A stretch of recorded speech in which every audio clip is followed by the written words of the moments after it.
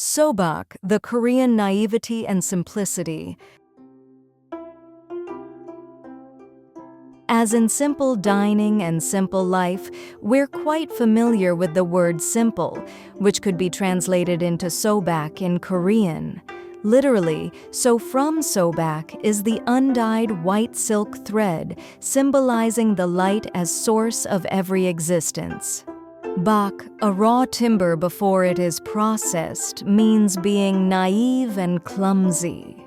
Therefore, sobak is the raw state of material.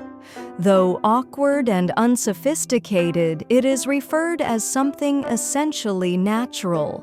Sobak could be discovered in untouched nature, white colors, and in the pure abstractionism. It is the case with the wood grain on the three-tier bookshelf of Joseon. Moreover, we can see unparalleled beauty coming from the white hue and the emptiness of the white porcelain. And what about abstract simplification of natural elements in buncheong ware? Koreans are inherently nature-friendly with regards to life and environments. For instance, they didn't attempt to take advantage of nature nor coerced it in any way into building a house. Instead, they chose to invite the nature inside by lowering fences of the house. As seen in Yunsundu Garden and Sosu-won Garden, the structures blend into the nature as if they were part of it, without disturbing one another. Other than the role of opening and closing, the window in hanok serves as frame to hold an outside landscape. When building a house, it has been wisely conceived for the nature seen through the window to be transformed into a picture. A projecting window, in particular, is ideal for capturing the outside view as much as possible. In Seyeonjung, we can contemplate different views through projecting windows placed on every side of the edifice. The philosophy of Korean naivety and simplicity, emphasizing harmonious existence between human and nature, is all the more needed today, where design tends to proliferate and be abused. The beauty of Korean naivety and simplicity is derived from the aesthetics of unprocessed white silk thread. Namsun Choi has reportedly said, "Since the white symbolizes the light of the sun, Koreans are fond of white clothes as descendants of the god." In this regard, Koreans associated the white with the light of the heaven and the liberation from the rigid social class. The Joseon white porcelain is the one that best reflects those sentiments. The white porcelain moon jar has been named after its appearance resembling milky white full moon. By emptying the space, is it then able to embrace everything in it? Likewise, this moon jar possesses Korean simplicity filled with emptiness. This artifact is noted not only for its beautiful white tone, but also for simplified lotus vine with abstract effect.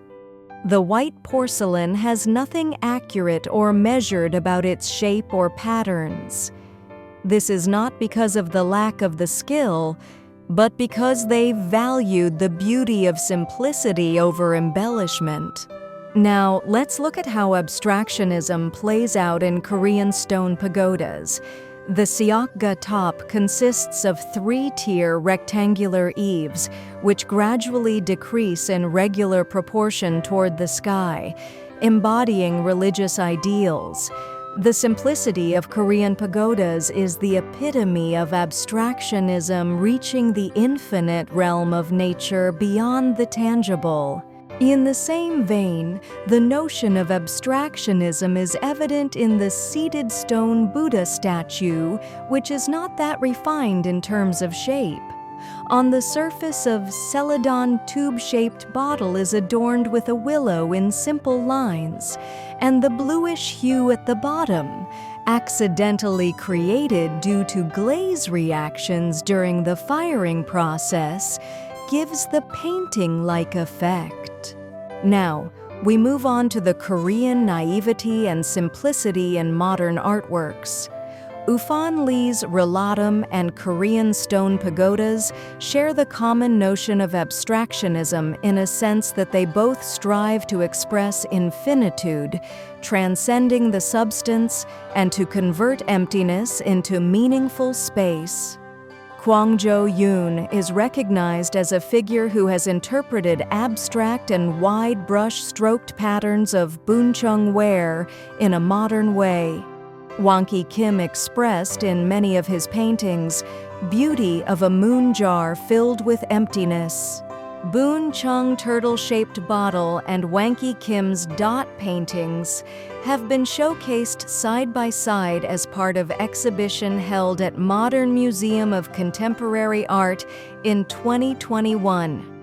The intention behind this setting is to help us discover the prototypes of Korean beauty transcending time and space.